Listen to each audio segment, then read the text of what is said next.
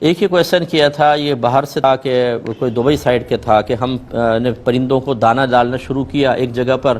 تو تھوڑے پرندے آئے، پھر بڑھ گیا پرندے اور اتنا ہو گیا کہ 1000 شاید درہم یا ریال درہم روزانہ اب ہم اس کا دانہ ڈالتے، 1000 درہم۔ وہ کیونکہ پرندے آنا شروع ہو گئے ایک دوسرے کو دیکھ کر، بہت ہی زیادہ پرندے ہو گئے اور اب وہ مستقل بنیادوں پر آ کے دانہ تلاش کرتے ہیں۔ اب وہ تذبذب کے عالم میں ہے، نہ ڈالیں تو پرندے پریشان ہوں گے اور ڈالیں تو روزانہ کا 1000، وہ کہتے ہیں دوستوں کو ملا کے ہم کرتے ہیں، لیکن اب ہم سوچتے ہیں کہ پرندوں کو ڈالیں یا اتنا انسانوں کو دے دیں تو کیا حکم شرع ہوگا۔ دیکھیں مسئلہ یہ ہے، اللہ تبارک و تعالیٰ نے واضح طور پہ فرمایا کہ وما من دابۃ فی الارض الا علی اللہ رزقها، زمین پر چلنے والا کوئی جاندار ایسا نہیں جس کا رزق اللہ کے ذمہ کرم پر نہ ہو۔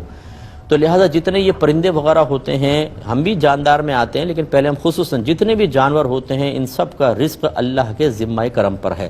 وہ کبھی تو آپ کے دل میں خیال ڈال کر آپ کے ذریعے رزق دلوا دے گا، اور اگر آپ نہ ڈالتے یا آپ سے پہلے کیا تھا، وہ پرندے کیسے زندہ تھے، کیسے چڑیا روزانہ نکلتی ہے، کہیں نہ کہیں سے اس کو ملتا ہے، کبوتروں کو ملتا ہے، چیل کو، کووں کو، بھوک سے مرتے ہوئے تو آپ بہت ہی کم دیکھیں گے کوئی پرندہ مرا ہو۔ اس کا مطلب اللہ تعالیٰ کہیں نہ کہیں روزانہ ان کے اسباب بناتا ہے، تو آپ اس کے مکلف نہیں ان کو رزق کھلانے کے، اللہ تبارک و تعالیٰ نے اپنے ذمہ لیا ہوا ہے۔ اگر آپ بیچ میں انوالو ہوتے ہیں تو ٹھیک ہے، پھر آپ بھی کر سکتے ہیں۔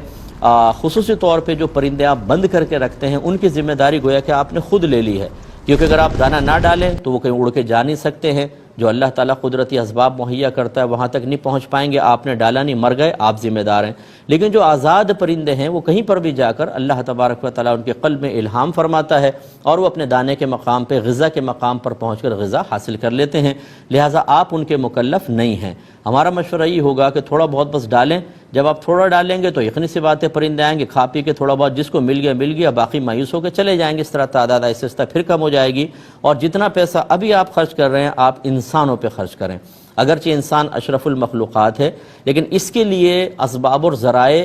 وہ نہیں ہوتے جو جانوروں کے ہوتے ہیں، کیونکہ ہم میں تزکیہ نفس بھی ہوتا ہے، عزت نفس بھی ہوتی ہے، دیگر مسائل بھی ہوتے ہیں، اس وجہ سے انسانوں کی کفالت انسانوں پہ ڈالی گئی ہے، آپ انسانوں کو دیں۔